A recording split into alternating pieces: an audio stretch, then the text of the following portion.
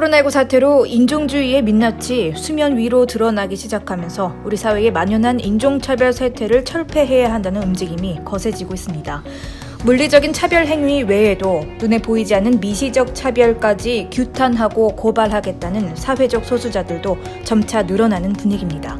문제는 차별 행위에 대한 목소리를 내기 위해서는 인종적 불평등 구조의 실태에 적극적으로 대처하고 근본적인 해법을 모색하는 자세가 필요하다는 점인데, 차별적 행위에 대한 공정한 조사와 정당한 처벌을 요구하기 위해서입니다.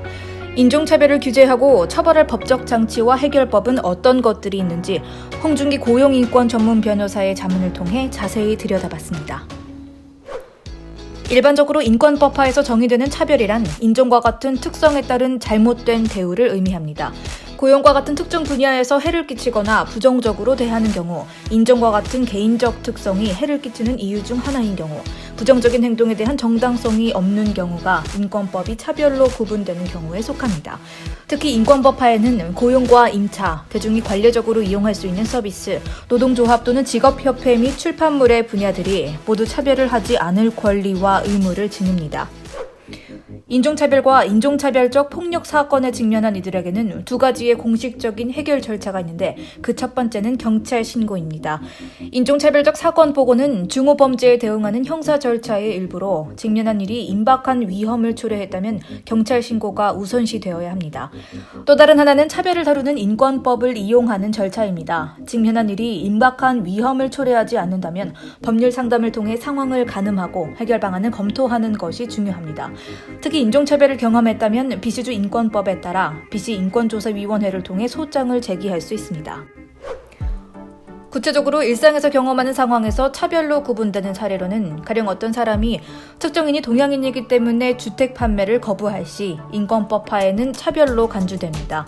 또 만일 특정 고용인이 종교적 사유로 토요일에 일할 수 없다는 뜻을 밝혔음에도 고용주가 모든 직원을 토요일에 일하게 한다면 고용주가 처벌을 의도하지는 않았지만 그 특정 고용인은 고용주의 정책과 본인의 종교 때문에 악영향을 받았으므로 이러한 경우에도 차별되었다고 간주됩니다. 때문에 의도하지 않더라도 차별로 보여질 수 있음을 기억할 필요가 있습니다.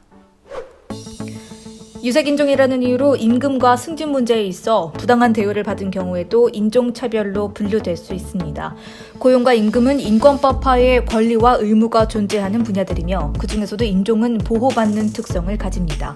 그렇기에 유색인종이라는 이유로 고용과 임금이라는 분야에서 부당한 대우를 받았다면 차별로 분류되며 합당한 해결책을 찾아야 합니다.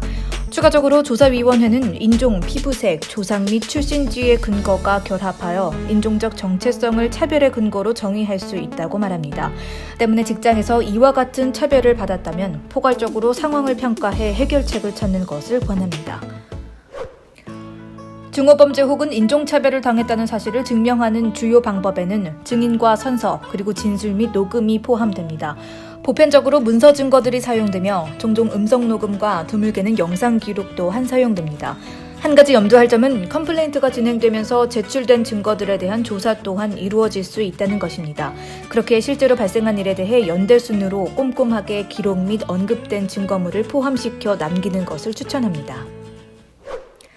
직장 내 증오범죄 소송을 진행할 경우 해고 등 불리한 처우를 받는 것에 대해서는 상황에 따라 월세 B씨로부터 특정 컴플레인트 관련 보호를 받을 수 있으며, 인권법에 따라 다음 사항이 충족되는 경우 보복성 행위로부터 보호를 받을 수 있습니다. 불리한 처우로부터 보호받을 수 있는 사항들 중 마지막 사항에 언급된 연관성은 응답자가 보복하려는 의도로 문제가 되는 행위를 범했다는 것이 합리적으로 인식될 수 있다면 유추될 수 있습니다. 합리적인 인식은 제기자의 관점에서 관련 팩트들과 타이밍을 고려해 종합적으로 판단됩니다. 단 보호 메커니즘들의 실제 적용 여부는 각 케이스마다 다를 수 있기에 법률 조언을 통해 방안들을 충분히 모색할 것을 권합니다. 직장에서 인종차별적 발언을 한 사람이 있다면 고용주에게 인종차별적 발언을 보고할 수 있으며 또 보고하는 것을 권합니다. 하지만 고용주가 누군가를 해고하도록 강요할 수는 없습니다. 고용주의 입장에서도 인종차별 및 다른 일터 관련 요청을 받는다면 회사 정책 및 근로계약 등의 여러 가지 요소들을 고려해야 하며 상황을 신중하게 분석하고 평가해야 합니다. 특별히 고용주의 입장에서는 여러 법적인 책임과 결과가 초래될 수 있기에 경험 있는 고용인권 변호사와의 상담이 필요할 것으로 보입니다. 차별 피해에 대한 배상 청구 방법으로는 우선 형사처벌의 영역이 아니라면 조사위원회를 통해 배상을 구할 수 있습니다. 조사위원회에 컴플레인트를 통해 배상을 구했을 때 인권법은 여러 배상을 제공합니다. 일례로 2020년에는 고용 분야에서 인종차별 관련 차별의 이유로 $1,000에서 최대 $50,000 범위의 손해배상금을 지급한 사례가 있습니다. 하지만 배상에 대한 권리 및 배상금에 대한 평가는 각 사례마다 다를 수 있다는 점을 명심해야 합니다. 인종차별을 경험했거나 혹은 그런 듯 하나 확신하기가 어렵다면 법률 상담을 통한 상황평가가 우선시되는 것이 좋습니다. 시간 및 다른 자원을 내어 좀 더 알아보고 해결책을 찾아야 할 가치가 있을 수도 있고 아닐 수도 있기에 상황평가를 하는 것이 먼저라고 판단됩니다. 만약 상담 후 행동에 옮겨야겠다는 판단이 선다면 컴플레인트나 또는 정황에 따라 소송이 맞는 길일 수 있습니다. 컴플레인트를 제기하는 경우에는 조사위원회의 예비평가와 응답자에 대한 통보 등의 과정으로 진행되며 합의 고려 또는 위원회의 판단을 위한 공판 등의 다른 옵션들이 있기 때문에 프로세스 전반에 걸쳐 변호사와 함께 문제 및 진행 경로를 분석하고 더 나은 방법을 따를 수 있습니다. 한 가지 유의해야 하는 점은 인권 컴플레인트 절차는 공개된다는 점이며 그렇게 예외는 있지만 컴플레인트 관련 정보가 공개될 수 있습니다. 만약 소송이 더 나은 방법이라면 그 또한 복잡한 과정을 거쳐야 하기에 변호사와 함께 하는 것을 추천합니다. 직장에서나 다른 상황 등의 일상에서 인종차별 문제에 직면하더라도 소극적으로 대처하는 경우가 많습니다. 하지만 피함이 아닌 1차적인 상담을 통해 해결책을 알아보는 자세가 필요합니다.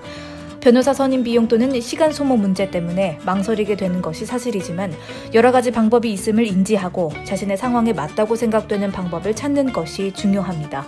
대부분의 경우에는 협상을 통해 해결되나 일부의 경우에는 일터를 떠나야 하거나 배상금을 요구해야 하는 상황이 있기에 상담을 통해 옵션들을 파악한 후 선택하는 것을 권하고 있습니다.